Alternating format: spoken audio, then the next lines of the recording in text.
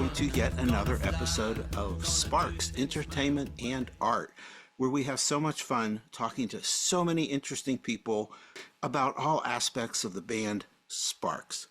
One of the things that I've been wanting to explore for a while is Russell Mael and his amazing contributions to the band, vocally as well as in other areas too, but we're going to really focus on the vocal aspect. It's such a big part, and it's sometimes almost taken for granted, it seems, but he does so much, and it really deserves to be brought out a little bit. So this is going to be the first of a few episodes where we're going to explore this, and I am so glad to have with me a alumni or alumnus or an Yeah. old hand, someone who was on the show before in episode 15. I looked it up, Wow. and that is Chelsea Spear. And she is an amazing individual who basically did an entire recording of Number One in Heaven on ukulele. Yep. And I have it and I love it. And we're going to talk about that a little bit. And then we're going to talk about Russell. Does that sound like a good plan, Chelsea? That sounds fantastic. Okay, well, so thank you so much for being with me again. I love having people back. Thank And you. let's get caught up a little bit. When we talked last time, you were still in the production phase of producing this CD, and now it's out there. It's How's it out. going? It's a physical object. So just to bring everyone up to speed with what's been happening, the last time I was on here, I had done my first attempt at a Kickstarter, and during the time that we were working on the Kickstarter, there were some technical issues with the recording. And like we figured this out in mastering, and I had to go back and re-record my vocals for a couple of the songs. And obviously, if you don't get the vocals for something like this, you might as well call it quits because as we're going to discuss, Russell is an incredible vocalist. So I had to go back. I had to re-record the vocals, and I'd gotten a grant from the city of from the city where I live to record or to get the rights to the album to get the licensing. The album came out on March 7th, so 46 years to the day since the release of the original Number One in Heaven album. We had a single release party that sold out, and I got to work with Balter Dance. There's video of that on YouTube, and I can send you the link. And they did their last version of the floor show with me on March 7th at the CD release party. And I have been doing the podcast route. I did a solo version of the show in New York at SoloCon. I've been trying to get some live shows for the summer. I'm going to be playing Dorchfest, which is the Dorchester, Massachusetts Porch Fest. I'm going to be playing there on May 31st. I'm going to be playing a show in Fenway. I don't know if I can announce the Really? specifics yet. Yeah, in the Fenway neighborhood on June 21st.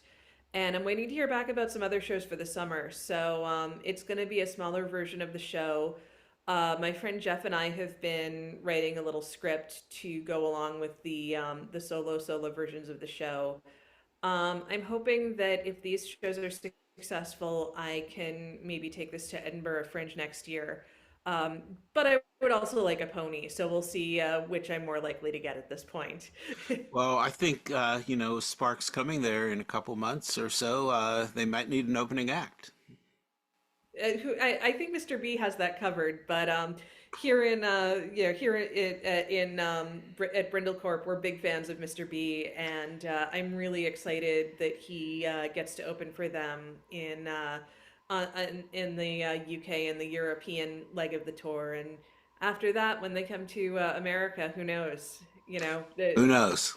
Yeah, I mean, Ron and Russell, my line is open. If you need a support act for the U.S. leg of the tour, give me a jingle. That would be great. I've been trying to tell them that my line is open for a long time now, but still waiting on the call. But Yeah, well, that is really fantastic. thank It's so much you. fun to hear about all the exciting things that are going on with it, Yeah, and it's really a triumph when you listen to it because you had, well, for many reasons, but what I hear is that you had a vision Yeah. of something you wanted to do, and you just stuck with it as doggedly as you needed to be doggedly, and you just made it happen.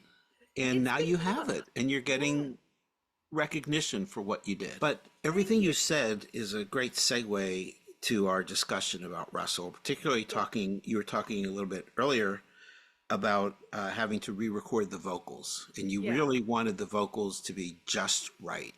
Now, I'm Yes. sure to some extent that was a function of just your own standards for how you Yeah. wanted it to sound, but Definitely. what to some degree was that also a desire to make sure that you were capturing what he wanted to capture, or that you felt that he had a certain standard? How did that play into your thinking?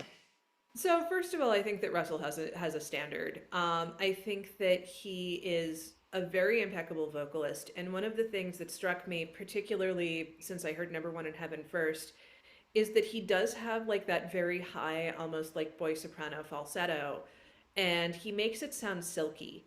And I think it's like particularly on Number One in Heaven where it does have this real smoothness. Because I went back and I listened to the Island Years, and I listened to I even went back and listened to like the first two albums before they moved to England, the self-titled and Woofer and Tweeter's Clothing, and particularly with the Island records, and just based on what Ron has said about writing This Town Ain't Big Enough for the Both of Us, it like there is almost, I don't want to say a jerky quality, but there's more of a staccato quality with the falsetto, and it sounds like he's growing into it, and you can kind of hear him in a few places like, figuring out how is this going to work, and how can I make this work, and I think that by the time Number One in Heaven came out, there was that he was in full control of his voice, but I also think that like they were responding to disco. They were working with Giorgio Moroder, who had recorded Donna Summer, legendary Boston native Donna Summer. They were working with him, with Moroder. Moroder, was very well known in like the dance and disco, genre as being, kind of the maestro. And there was this real androgyny, I think, within, and I also think there are parallels between like disco and the UK glam rock, which was happening right before disco broke. And I think that there was such a focus on androgyny and kind of the more, feminine end of androgyny. And I think that, because of that gender bending and because of how femme that genre was, where you had like Donna Summer, who is this very, who had this very powerful, very like female voice, and then with the men who were coming up, you had some, people like Sylvester who were playing with falsetto and who were playing with gender presentation, and I think that there was some element with Number One in Heaven where I don't necessarily think it was like, I don't think he was trying to present as like female or feminine, but I think that there was this like, okay, well, the falsetto is a thing. And I also just don't know how conscious that, like, I'm sure they were somewhat conscious, but I don't know how much they were thinking about this, but I think there was a sense of like, oh, that there is this like very, feminine vocal style that's popular. The falsetto is a thing. Let's lean into that. And I think at that point he was at this sweet spot where he knew what he could do, and he was able to really make that work, in the context of what disco was becoming, and also in the context of what his talent was. And I think that there was a lot of ambition, or like a lot of the original arrangements and the melodies were, ambitious in ways that I didn't truly appreciate. And just to, kind of, talk about my own style and my own, shortcomings for a minute. I have struggled with pitch, with being able to hear pitch. And when I was recording Tryouts for the Human Race, I was singing it. I'm just going to take out my uke for a minute. So let me. Well, Um, while you're getting your uke ready, yep. let's go back to some of the other things that you were saying, because I Yeah. feel like they really deserve some amplification. Yeah. You were talking about the times and the convergence of his voice, as well as the not requirements, but some of the expectations that were Yeah. emerging in the Like a disco lot of the scene. genre, like the genre conventions at the time. Yeah. Yeah, and he, in a way, and the idea of the androgyny aspect. If you listen to the songs, they're not like, like on the next album, they were from a male perspective, Oh yeah. baby, baby, give it to me. I use that example all the time. I Yeah. have to stop. But these are really aren't really about like a sexual perspective or anything. No. I mean, there's Um, obviously a sexual theme to the whole thing, but yeah. leaving that aside, your point is a great one. I don't want to like I don't really know how I would describe it. I had a friend who believed that one of the reasons why Sparks writes so convincingly about um, about toxic masculinity, before there was even a term for it, like a lot of those songs are just from the perspective of the worst guy you know. And I think that they do it in a way that like they're trying to um they're not trying to make you sympathize with him. They're trying to kind of present his perspective as like this is the dumbest thing I've ever heard. Mhm. And I had a friend whose theory was that Sparks did that because they were seeing how their female friends were being treated and were like, that kind of sucks. And they brought that perspective into their music. And I think that there is, I know that you wanted me to play Academy Award performance at the end of the show, not to spoil anything for anyone. But I think that particularly with Academy Award performance, there are all of these readings of it that, like, oh, they're making fun of this, and it's just I feel like that song is in some ways really really sympathetic to the woman because you're hearing this, like we don't really know who the person is that's performing it. It's written in the second person. Like, is it a casting director? Is it a gossip columnist? If you want to get more metaphorical, is it like, a guy commenting on his girlfriend and his girlfriend's inability to be the person that he wants her to be? Mhm. But that there is this sense that within, and I mean, I know that when I like sang it for the album, I can tell you that I was working a terrible job, and it was a temp job, and my supervisor was very oblivious to a lot of things, and I didn't want to be confrontational about it. It was one of those like, I'm only going to be here for this amount of time. I'm just going to suck it up and do what I can. But I remember recording that after one particularly awful day I'm working for sorry. the no, it's okay.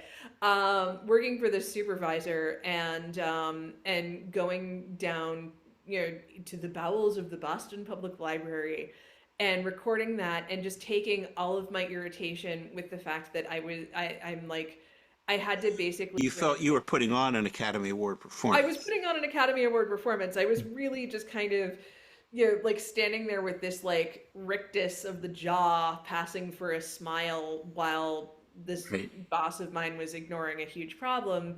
And yeah, we didn't end up using, I don't think we used the original vocal takes for any of the songs because this was one of the technical issues that we had. Um, but I remember really just in that moment, like having one really bad day with that supervisor. And it is the kind of thing where like when I perform it, part of me is instantly like back in that like, like green walled studio at the BPL, just like, kind of with this like angry smile on my face performing this and really letting it rip. Yeah. Let Yeah. me ask about something else that you were talking about, which is Sure. the maturation of Yeah. Russell's voice that you heard. Yeah. Because I've thought about that, and I'm always I've listened to it, thinking about that very same thing from the beginning all the way to now, and Yeah. I think he came out pretty strong. I mean, his Oh voice yeah. was solid from the beginning, but you could see a maturation, and I always felt that on number one in heaven, he reached a peak. Oh yeah, I would definitely agree with that. And again, I think a lot of it is like genre conventions. I think a lot of it was that it seemed like with Marauder, they were kind of, well, with like going to Musicland, or they actually didn't record it at Musicland, but like working with Moroder, I think there was kind of a leveling up because they were in a new genre. And I think there was an element of just, all right, so we're in this new thing. We have to just do the best job we can. This was really this is what happened after about 3 or 4 years of Yeah. putting out albums that they enjoyed doing, and I'm sure, and that, but they were kind of big beat and introducing, and where Yeah. exactly are we going? Then all of a sudden they got with Giorgio, and there was a vision on Giorgio's part, there was a vision on their part, and it Yeah. all came Things with number together, one in heaven. and he just knew what to do. Talented, they know it. One of the, and like they have this very big vision for their work, and they're going to leave everything out there for you so that you can appreciate how talented they are. Um, and I think that was, I think that that comes through, and like Ron has this very maximalist, most of the time has this very maximalist style, and like he's just going to throw, so just so that it makes sense, but he's going to throw everything into a song and make sure it really works, but also just like write these songs that have a very maximalist sensibility, And which was what is he definitely. thinking about Russell as he writes? What is he, how does he, sometimes it's said that Russell is yet one more instrument in Ron's quiver, or, Yeah, I so mean, and one I would more agree with that. Yeah. arrow in his quiver. Sorry about that. Yeah, and I would agree with that. I think that there's also, like, I think about the interview that they gave when they were talking about during the Sparks Brothers, where Ron was like, "I wrote this in A, and God damn it, it's going to be performed in A." Right. But I'm also thinking about the fact that like um, that it also feels like Russell is a very talented, and we've gone through it. He has great range, he has great tone. He's able to make the falsetto work in a way that a lot of guys who use the falsetto aren't always able to do so. What were some of the things that you heard on Number One in Heaven or elsewhere Yeah. from his singing that really impressed you? And feel free to get as technical as you want. And one of the things that I had played with performing, but I'm not actually going to do it because it was harder than I thought. I found an instrumental tab for This Town Ain't Big Enough for the Both of Us on ukulele. And it is very cool that it exists. It's on, if there's like any crossover between ukulele players and Sparks, it's on Reddit, it's on the ukulele subreddit. But it was one of these things where it's like, yeah, like I would have really had to like be playing like this. Like I would have been, it was way up the neck, and I knew that that it was not something that I could. I was worried that I was going to injure my wrist by playing it because it was because there was so much going on. So So how it's does that affect him? I mean, when there's so well much going on, how does he because do it? if I'm playing it this far up the neck, it means that the vocal got really high. Because it's just, you compare the C here to something up here. Like that's just that's like a big octave and a half jump. And it's incredible to me, not only that he could perform that, and that it's, and that I also believe that this town begins kind of like not quite in his chest range, but like maybe at the top of his chest range, and to end on that really high note, it's like that takes skill, and it's really impressive that he was able to do it, and it's really impressive, over 50 years later at this point, that he's still playing it every night, that they're still playing it, and he's still able to hit that Well, note. let me follow up with you on that, because Okay. one of the things that I'm always just amazed at is that, as far as I can tell, all the songs are still performed in the same keys. You know, very Yeah. little deviation, and he's still hitting all of those notes. Yeah. Although I have to say that my just as another conversational cul-de-sac, my music teacher would disagree with you because the one of the surprises that I have for the upcoming live shows is that I have a little like interpolation of an Irving Berlin song that I've worked into number one in heaven because I couldn't play like the drum and bass drop on the banjolele, and just so my ukulele teacher could get a sense of why I wanted to put like a solo in the middle of that song. I had to send her one of the live performances with Ron dancing, Hmm. And and it was one of the ones from the Hippopotamus tour, and not Glasgow. It's a like some outdoor festival. You can find it on YouTube.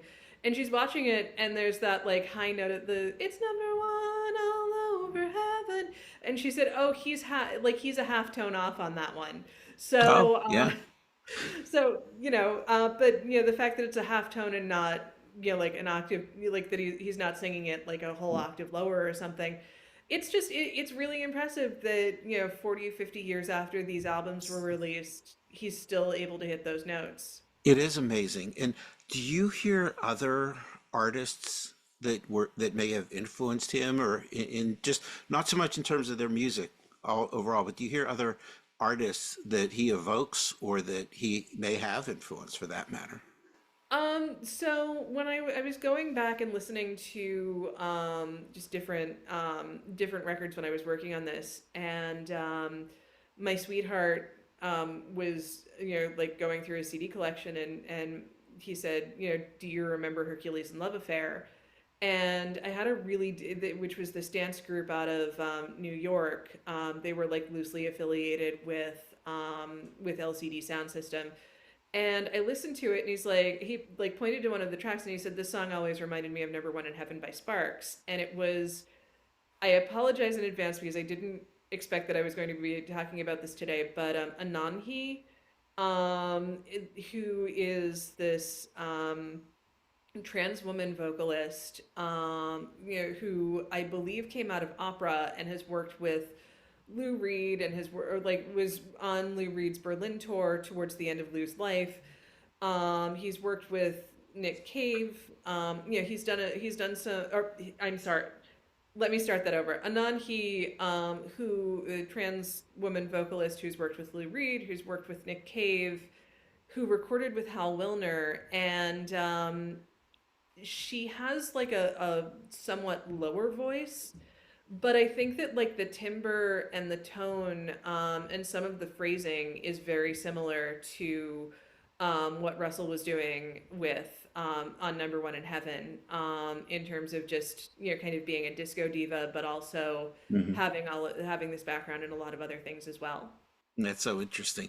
Yeah. And I think we've covered a lot. Is there anything else specifically about Russell that you would like to make sure we are that you would like to make sure that the audience gets to hear?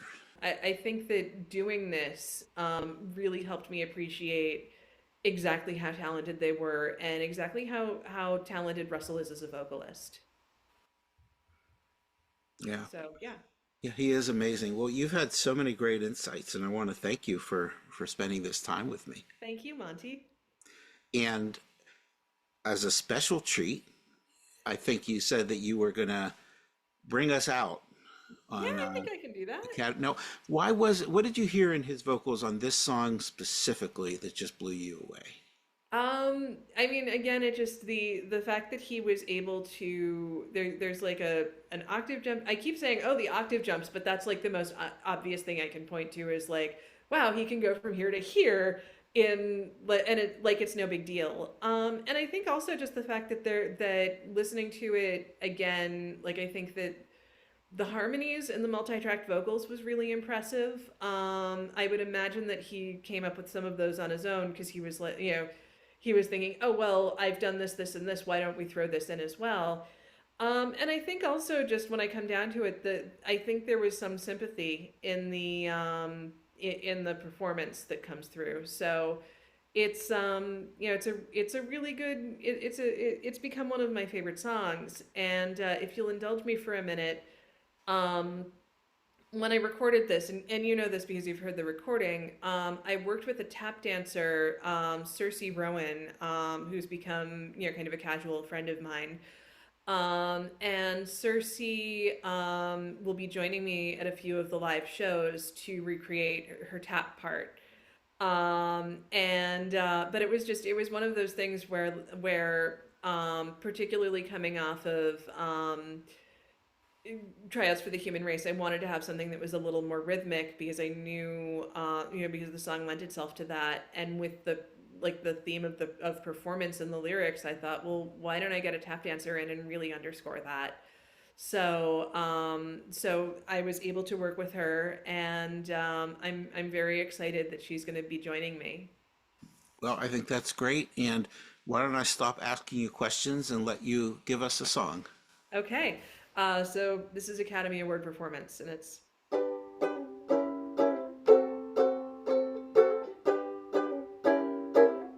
2, 3, 4. Play the shark, play the bride, Joan of Arc and Mrs. Hyde. You're the girl with 1,000 faces to choose from.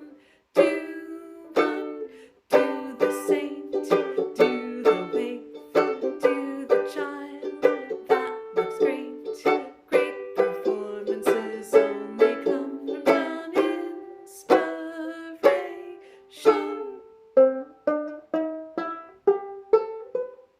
Oh, what a great performance!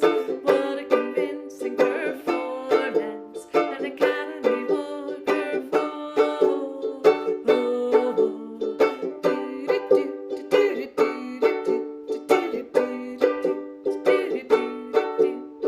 Well produced, clever lines, well rehearsed, well defined.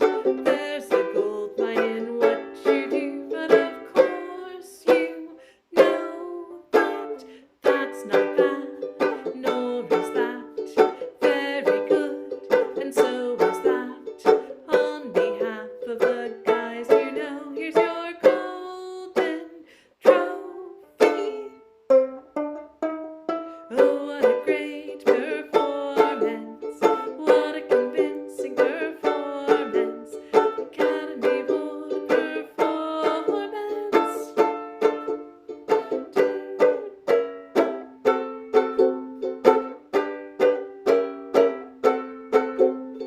Play the scene, natural. Drop the lights, drop the towel. No director can tell you what you should do. You'll do it. What panache, oh, what style. Pack the house and pack the aisles. Everyone's in the dark when you're in the room. Those rumors. Oh, what a great performance! What a convincing performance! Academy Award performance! What a great performance! What a great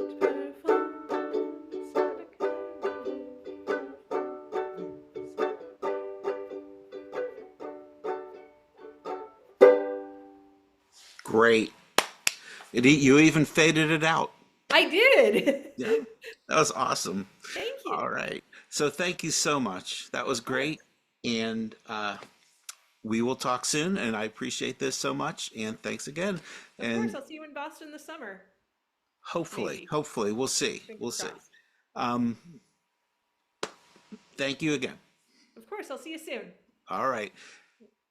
If you want entertainment like this, folks, you got to subscribe. Keep this going because this is as good as it gets, in my opinion. So thank you, Chelsea. Thank you.